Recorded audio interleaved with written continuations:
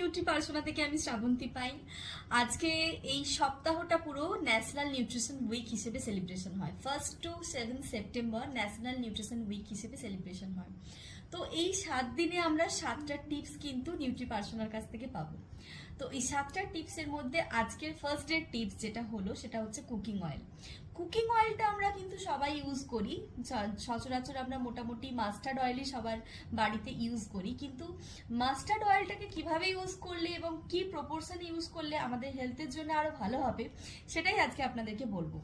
Mustard অয়েলের সাথে যদি আমরা সেম প্রপোর্শনে কোনো অন্য অয়েল মেশাই, অর্থাৎ rice bran oil, soybean oil, peanut oil, flaxseed oil, এই ধরনের যে সমস্ত অয়েলগুলো আছে সেগুলো যদি আমরা মাস্টার্ড অয়েলের সাথে 1:1 রেশিওতে মেশাই, অর্থাৎ 100 ml মাস্টার্ড অয়েলের সাথে 100 ml অন্যান্য কোনো অয়েল মিশিয়ে একটা অয়েল প্রিপারেশন করি এবং সেই অয়েলটা যদি আমরা কুকিংয়ের কাজে লাগাই, তাহলে কিন্তু সেটা আমাদের অনেকটাই হেলথ ফ্রেন্ডলি।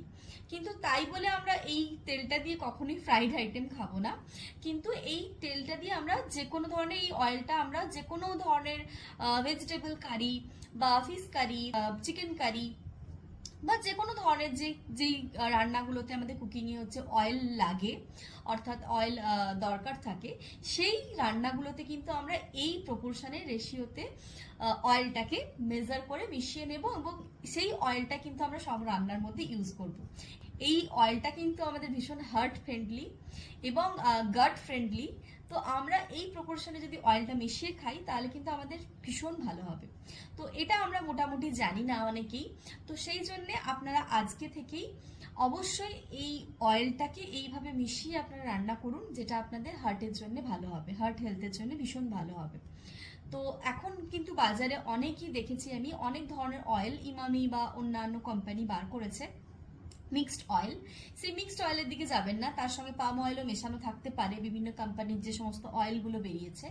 তো আপনারা চেষ্টা করবেন যে ভালো কোম্পানির কোনো অয়েল খেতে, কারণ না হলে খুব কম দামি যদি অয়েল খান তার মধ্যে প্রচুর পরিমাণে পাম অয়েল মেশানো থাকে বা অন্যান্য অয়েল মেশানো থাকে, তো সেগুলো অ্যাভয়েড করবেন।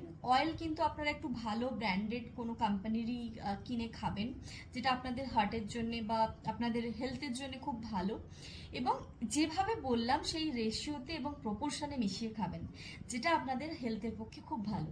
Thank you. আজকে টিপস অফ দ্য ডে এটাই রইল। এরপরে আবার কিন্তু 7 দিনের 7টা টিপস আমরা থাকবো, এবং আমাদের এই 7 দিনের 7টা টিপস পাওয়ার জন্য আপনাদেরকে অবশ্যই আমার চ্যানেলটাকে লাইক করতে হবে এবং তার সাথে ইউটিউব চ্যানেল এবং ইনস্টাগ্রামের চ্যানেলটাও কিন্তু লাইক করতে ভুলবেন না। Thank you. Good night.